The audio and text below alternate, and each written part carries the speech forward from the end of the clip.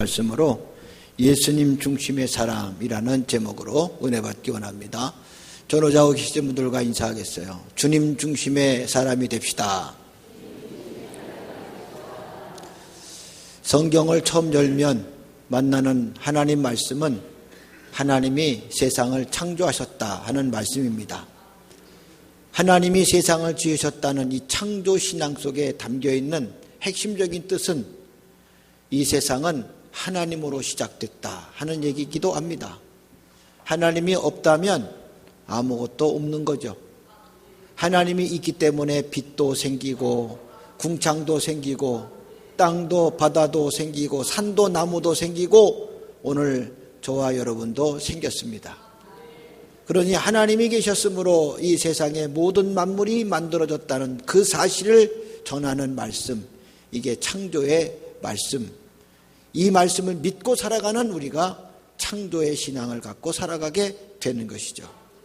그러므로 창조신앙의 가장 중심적인 말씀을 하나 더 드리면 우리는 세상은 하나님의 뜻대로 하나님 중심으로 움직여져야 한다 하는 얘기입니다.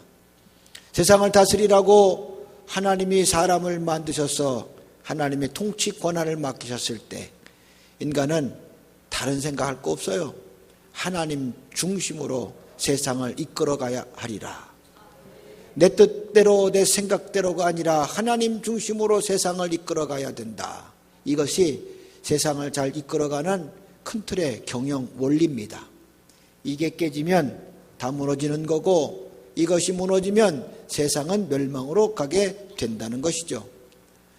하나님이 맡겨주신 그 거룩한 사명을 인간이 받아서 그 사명을 잘 감당해야 될 것만, 안타깝고 불행하게도 아담과 하와 처음 사람은 하나님의 말씀대로 살지 않고 제멋대로 살다가 하나님 중심의 틀에서 이탈이 됨으로써 세상을 멸망으로 죄악으로 가득하게 해서 오늘 이렇게 엄청난 결과를 가져오게 되었다는 것, 이게 성경의 말씀입니다.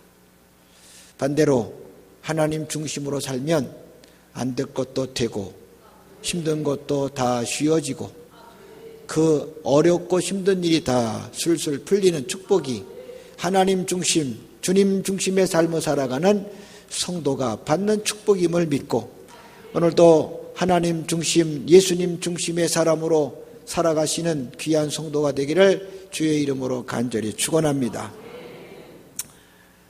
오늘 본문 말씀에서 하나님 중심, 예수님 중심으로 살아가는 사람은 어떻게 살아야 되는가?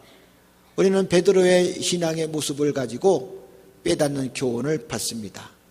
본문의 말씀은 예수님께서 오병이어 기적을 베풀어 주셔서 보리떡 5개 물고기 2마리로 5,000명을 먹이고 남는 어마어마한 기적을 베푸신 이후에 제자들에게 갈릴리 건너편에서 보자 하고 먼저 주님이 가셨어요.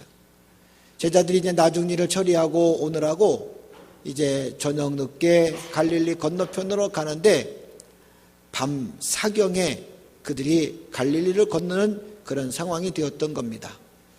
밤 사경이라 하면 지금으로 새벽 3시에서 6시를 두고 하는 말인데 가장 치력이 가득한 그러한 암흑한 그러한 시간이 아닐 수 없죠. 게다가 바다 호수 한가운데였으니 어떤 불빛조차도 발견할 수 없는 전혀 껌껌하고 캄캄한 그러한 시간입니다. 갈릴리는 호수기 때문에 풍랑이 일지는 않습니다. 이른다고 해서 바닷가와 같이 무슨 거대한 파도가 치는 일은 없다는 거죠. 근데 가끔씩 이렇게 계절에 따라서 이렇게 계절이 변화가 되고 찬바람이 불어오는 시절이 되고 하면 자연의 현상으로 큰 풍랑이 일 때가 있습니다. 지중해에서 불어오는 뜨거운 바람과 그리고 위에서 내려오는 찬바람이 만나면서 거기에서 갈릴리 바다 호수에 큰 풍랑을 일으키는 일들이 간혹씩 일어났다는 거죠. 그래서 호수지만 파도가 이는 그런 경험을 할 수 있는 호수가 갈릴리 호수입니다. 제자들이 밤 사경에 호수를 건너가는 지경에 바로 그 풍랑을 만나게 됐어요. 그래서 바다 위에 있는 배가 침몰하게 되고 제자들의 배가 죽음의 위기 속에 놓여 있게 되는 풍랑 앞에 놓여 있는 상황이 오늘 본문의 이야기입니다. 여기에서 베드로가 보여주었던 그의 신앙의 모습들 속에서 하나님 중심으로 살아가는 성도의 믿음을 본받게 되고, 우리 모든 성도들도 평생 그렇게 하나님 중심으로 살아가는 것이 그게 하나님의 기쁨임을 깨달아 그렇게 중심의 삶을 이룰 수 있는 성도가 되기를 간절히 바랍니다. 예수님 중심의 사람은 어떤 사람일까? 오늘 베드로가 보여주는 것이 있습니다. 항상 주님이신가 확인할 수 있는 믿음의 자세를 갖자 하는 거죠. 밤사경에 물 위에서 풍랑을 만난 이 제자들, 얼마나 힘들었겠어요? 얼마나 두려웠겠어요? 그들이 평생 갈릴리 바다 위에서, 갈릴리 호수에서 그들이 살았지만 그래도 풍랑이 있는 이 호수 한가운데 놓여 있다면 죽음의 목전에서 누구나 다 두렵고 떨리는 마음을 갖게 된다는 거죠. 그런 상황에서 그들은 어떻게 살 수 있을까? 누군가 우리를 구원하는 손길이 없을까? 얼마나 간절히 기다렸겠습니까? 캄캄한 바다, 매우 절망적인 상황에서 놓여있는 그들에게 멀리서 누군가가 다가오는 것 같이 보였습니다. 바다 위, 물 위를 누군가 걸어온다면 이건 사람은 아닐 거예요. 이건 분명 귀신일 거라 생각이 될 수 있는 것입니다. 이렇게 풍랑 위에서 죽음의 위기에 놓이는 우리가 저 멀리서 무슨 귀신이 다가온다면 이제 우리는 진짜 죽는 것밖에는 다른 방법이 없겠구나. 그러한 절망의 순간이 다가오는 그 순간입니다. 도망갈 수 있는 방법도 없고 그냥 여기서 꼼짝없이 저 귀신에게 붙들려 물귀신 되거나 죽거나 할 수밖에 없는 그런 상황에 놓여있는 지금 제자들의 삶에는 공포가 가득하고 두려움이 가득할 수밖에 없습니다. 오늘 우리 인생길은 어떻습니까? 이런 바다 위에, 풍랑 위에 있는 그런 바다 위에 있는 제자들처럼 우리 또한 이런 시련의 바람 앞에 두렵고 떨고 있지는 않습니까? 때때로 오늘 이 제자들이 처해 있는 밤사경은 앞을 볼 수 없는 캄캄한 시간, 혹시 우리 미래가 앞을 볼 수 없는 캄캄한 그런 상황 속에 놓여 있는 건 아닙니까? 아무리 쳐다봐도 미래의 밝은 빛은 조금도 비치지 않는 절망의 상태에 놓여 있을 때가 있지 않습니까?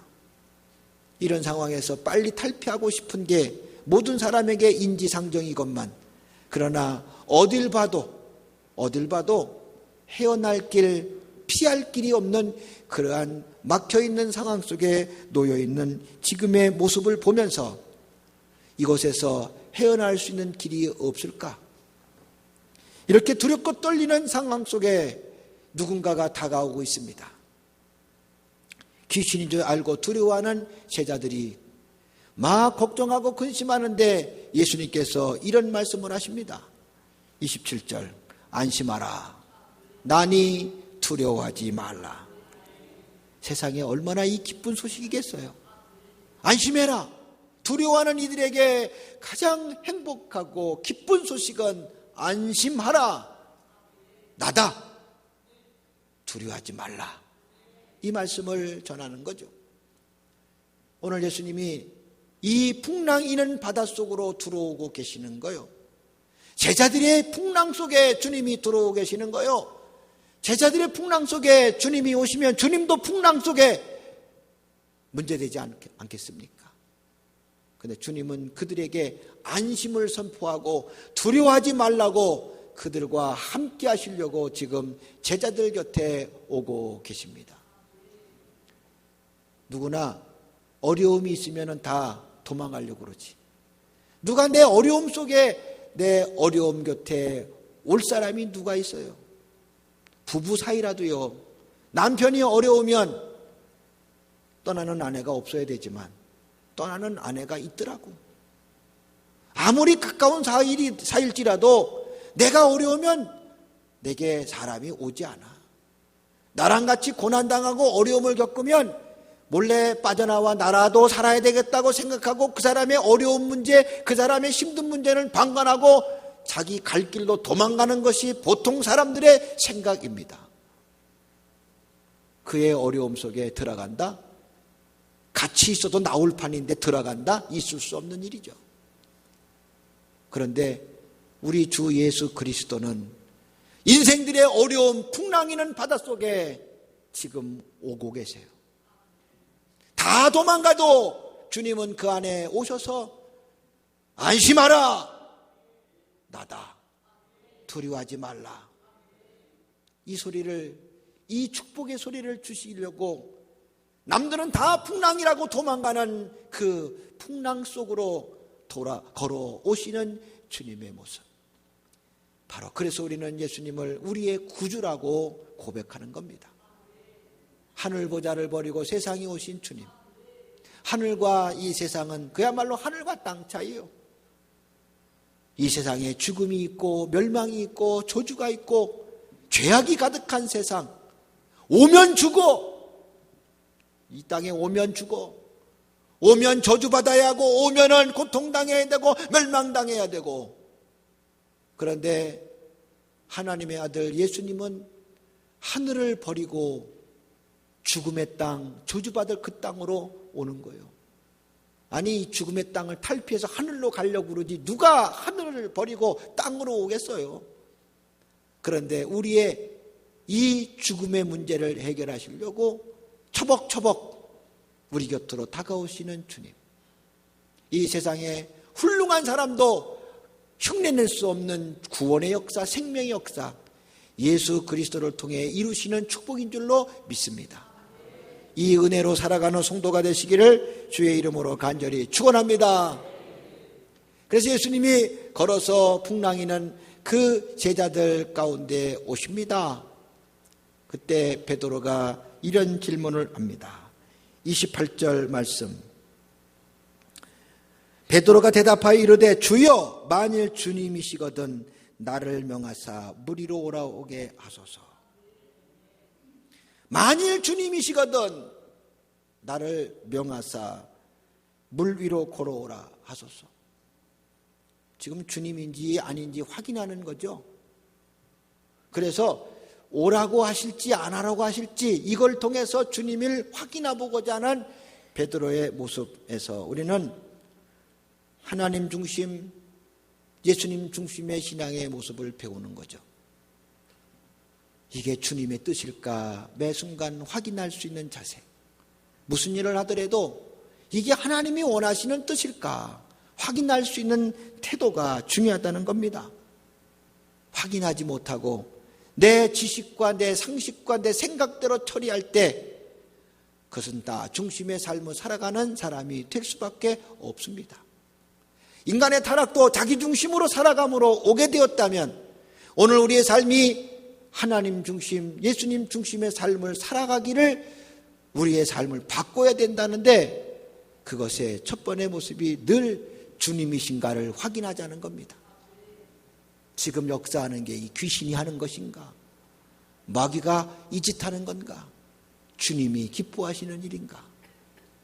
우리가 하는 일들이 과연 하나님이 기뻐하시고 좋아하시는 주님이 기뻐하신 일인지 확인할 수 있는 이 태도가 바로 예수님 중심으로 살아가는 사람의 모습이다 믿습니다. 우리 귀한 성도들이 이렇게 예수님 중심으로 살아감으로 매 순간순간마다 이게 주님의 뜻일까? 이게 주님이 하시는 일일까? 확인하면서 주님 중심의 사람으로 변화되는 축복이 있기를 주의 이름으로 간절히 축원합니다. 두 번째, 예수님 중심의 사람은 어떤 삶을 사는가? 따라하겠습니다. 순종의 삶을 삽니다. 베드로는 주님이 확인됐어요. 그러니까 주님 말씀에 순종하는 태도를 보여줍니다. 예수님께서 베드로에게 그래요. 주님, 내가 물 위로 걸어오게 하세요. 그러면 보통 우리 같으면 그럴 거예요. 야, 베드로야, 지금 물 위기 때문에 너는 못 걸어와. 내가 갈 테니까 잠깐 기다려. 아마 그럴 가능성이 크죠. 네가 어떻게 물 위를 걸어오겠니? 그러니까 잠깐 기다려라. 내가 빨리 갈 테니까, 내가 빨리 너희들이 있는 배 위로 갈 테니까 잠깐만 기다려라. 그렇게 얘기하셔야 맞습니다. 왜? 사람은 무리를 걸을 수가 없잖아요. 근데 주님 대답이 뭐라고 그러세요? 와. 걸어와. 걸어오라는 거예요. 어디를? 땅 위를? 물 위를 걸어오라는 거예요. 아, 주님 제정신이십니까? 지금 물 위를 걸어오라는 말이 제정신이에요? 내가 갈 테니까 기다려라. 그렇게 말씀하시는 게 맞는 거 아닙니까? 근데 예수님은 오라고 하십니다. 그런데 더 놀라운 것은 베드로의 믿음이에요. 오랜다고 가네 또. 어딘데? 물 위인데. 아니 내가 어떻게 물 위를 걸어요? 예수님 아무리 오라고 그런다고 그래도 내가 어떻게 물 위를 걸어요? 물이 못 걷습니다. 주님이 빨리 오세요. 베드로도 그렇게 대답하여야 맞을 것 같아요. 근데 오랬다고 또 가네. 그리고 물 위를 걷겠다고 발을 배에서 벗어나서 물 위를 밟습니다. 주님에 대한 확신이 없었다면 이런 순종을 할 수가 없어요. 중심의 삶, 예수님 중심의 삶이라는 게 뭐냐? 하나님 중심의 삶이라는 게 뭐냐? 내가 예수님을 확신하는 거예요. 그분이 어떤 말씀을 하시든지 이치에 맞든 안 맞든지 그가 하신 말씀은 순종하는 거다. 물 위를 걸어오라고 했지만 그래 그분이 오랬으니까 나는 가야지 하고 물이라도 걸을 수 있는 순종의 태도. 이게 예수님 중심의 사람의 모습입니다. 어렵죠? 어렵습니다. 주님이 오랜다고 그렇게 물 위로 걷겠다고 발을 내딛는 그 순종의 믿음이 얼마나 큰 믿음이에요. 베드로에게는 이런 믿음도 있었다는 게 보여주는 거예요. 물론 그는 실수도 많았고 어려움도 많았지만 그래도 그의 중심에는 이런 믿음들이 있었어요. 하나님이 그를 위대한 사도로 쓰신 이유도 바로 이 순종의 믿음 속에서 보여지는 겁니다. 사랑하는 우리 귀하고 복된 성도들, 이 믿음 갖고 사시기를 간절히 바랍니다. 오늘 물 위를 걸었다는 의미는요, 물에 빠지지 아니하고 물 위를, 다시 말하면 물을 지배할 수 있는 능력이 베드로에게 임했다는 뜻이기도 합니다. 풍랑을 일으키는 이 어둠의 세력들을 빠지지 아니하고 그를 지배하고 다스릴 능력을 베드로가 가졌다는 얘기입니다.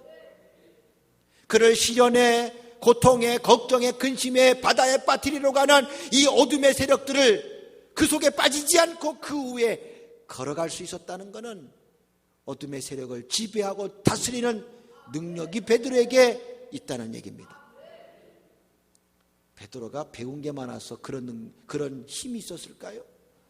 베드로가 돈이 많아서 그런 힘이 있었을까요? 아닙니다.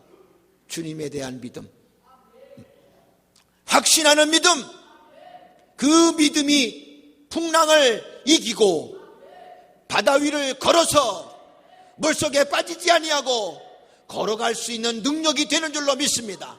믿음이 이기네, 믿음이 이기네. 예수님을 향한 믿음, 하나님을 향한 믿음, 그 믿음이 오늘 나를 힘들게 하는 어둠의 세력을 이기는 능력인 줄로 믿습니다. 할렐루야. 믿음, 어떤 믿음? 날 구원하실 예수님에 대한 믿음, 이 세상을 다스리고 통치하시는 전능하신 창조주 하나님에 대한 믿음. 너희는 마음에 근심하지 말라. 하나님을 믿으니 또 나를 믿어라.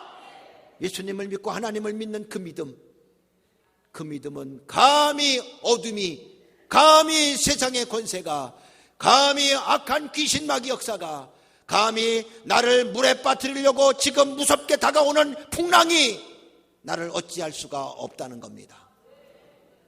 그 믿음으로 세상을 이기는 성도가 되기를 주님의 이름으로 간절히 축원합니다. 잘나고 못나고 관계없어요. 오늘 내가 주님에 대한 믿음이 이만큼 더 확실한가? 매 순간순간 주님의 뜻을 물어가며 살아가고 있는 내 모습인가? 내 생각대로, 내 감정대로, 내 뜻대로 그렇게 막 함부로 행동하는 내가 아닌가? 정확하게 내 믿음을 점검하고, 그래서 어둠을 이기고 풍랑을 이기고 세상을 이기는 우리 복된 성도 되기를 주님의 이름으로 간절히 축원합니다. 마지막으로 예수님 중심의 사람은 어떤 사람인가 하면은 세상을 바라보지 않는 사람이다. 베드로가 이제 막 걸어가고 있어요. 주님을 바라보면서 걸어가는 거예요. 몇 발짝이라도 무리를 걸었단 말이죠. 근데 갑자기 풍랑이 세게 일면서 그 풍랑으로 인해서 주님의 모습은 사라지고 그 눈앞에 풍랑이 보이기 시작한 거예요. 풍랑이 보이는 순간 베드로는 이런 생각을 합니다. 내가 지금 뭐 하는 짓이야? 내가 지금 무리를 걷고 있는 게 맞아? 아니, 사람이 어떻게 무리를 걸을 수가 있지? 아니, 저렇게 풍랑이 이렇게 일고 나를 삼키려고 다가오는데 내가 어찌 저 길을 걸어갈 수가 있지? 주님을 보고 갈 때는 무리를 걸었으나 풍랑을 보는 순간 의심이 생기기 시작하고, 의심이 생기는 순간 물속에 빠져들어가게 되는 거예요. 오늘 주님을 바라보면서 걸어가는 게 우리 신앙의 모습인데, 그런데 왜 세상을 봅니까? 왜 사람을 쳐다봅니까? 사람 보고 세상 보니 만족할 게 있나요? 물어보면 대답 좀 하시오. 만족할 거 있나요? 없나요? 사람을 보고 세상을 보면 만족할 게 없어. 나의 하나님 한 분만으로 나는 만족하리라. 주님 바라보며 가리라. 여러분, 때로는 사람 때문에 상처받고, 사람 때문에 힘들고, 사람 때문에 어렵고, 세상의 풍파 때문에 고난당하고, 그 두려움도 갖고, 걱정도 하고, 근심도 하고, 시련의 순간순간을 겪을 때가 있어요. 이럴 때마다 시련의 바람을 보지 말고 그 저편에 계신 주님을 보고 가는 사람, 물에 빠지지 않습니다. 잘 가다가 왜 물에 빠져? 잘 가다가 왜 물에 빠져야 합니까? 왜 세상을 이기고 어둠을 이기고 풍랑을 이기며 가고 있는 이 승승장구 믿음의 발걸음에 왜 세상을 바라보고 사람을 쳐다보다가 빠져들어야 됩니까? 베드로는 바로 우리에게 그런 교훈을 하고 있어요. 풍랑을 보면 빠진다. 주님 중심의 삶이라는 건 끝까지 예수님만 바라보고 살아가는 삶입니다. 어려워도 내 눈앞에 예수님이 사라지지 않도록 괴로울 때 주님의 얼굴을 보라. 어려울 때 힘들 때 주님 바라보며 걸어가라. 세상 보고 풍랑 보고 근심 걱정 쳐다보고 우환질고 쳐다보며 살아간다면 자꾸 의심만 생겨요. 저런 어려움이 나를 힘들게 하겠지. 저런 풍랑이 나를 어렵게 하겠지. 그때마다 다시 눈을 들어 산을 보라. 눈을 들어 하늘을 보라. 하나님의 구원을 보라. 잠잠히 하나님만 바라보라. 너의 구원은 그에게서 나오는도다. 그것이 바로 하나님 중심의 삶을 살아가는 성도의 모습입니다. 그 은혜가 저와 여러분 가운데 충만하기를 주의 이름으로 간절히 축원합니다. 은혜 주신 하나님께 박수하겠습니다.